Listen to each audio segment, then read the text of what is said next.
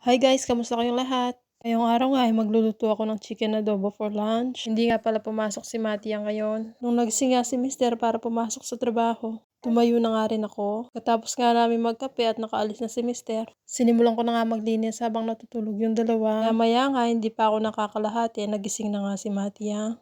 Paggising nga niya, nag-prepare na ako ng breakfast. Katapos nga namin kumain, ay nagising naman si Bunso. Maya-maya nga, lumabas na nga rin kami para maglakad. Hindi nga gaano malamig, kaya ang sarap maglakad. Pupunta nga pala kami sa shop ngayon para bumili ng bigas. Sabi nga ni Matias, siya na nga lang daw magtutulak. At pagkatapos nga ng ilang minutong pagtutulak, ay nakarating na rin kami sa shop. Dadan!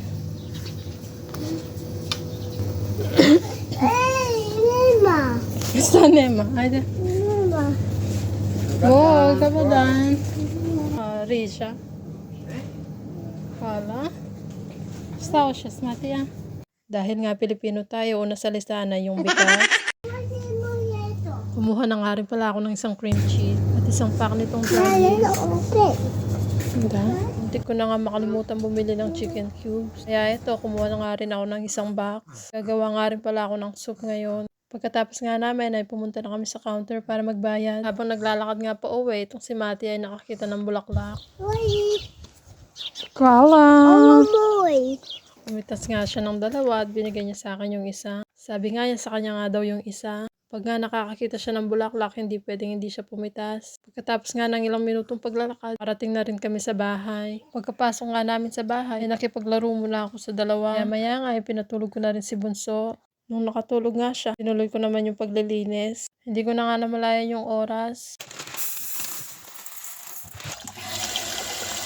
Kaya inumpisan ko na nga magsaing. Kinuha ko na nga yung bigas na binili namin sa shop.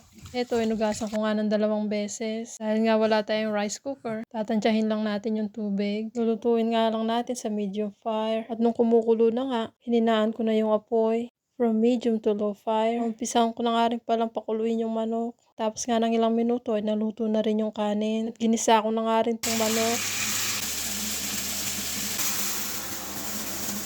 Ginawa ko nga pala, pinakuluan ko muna yung manok bago igisa. Pagkatapos nga ng ilang minuto, ay nilagyan ko ng konting suka. Tatakpan nga natin for a few minutes. Pagkatapos nga ng ilang minuto, ay pwede na natin haluin. Lalagyan ko nga rin ng paminta. At ayan nga, ay luto na. Pagkaluto nga, ay sumandok na rin ako. At kumain na kami ni Matia.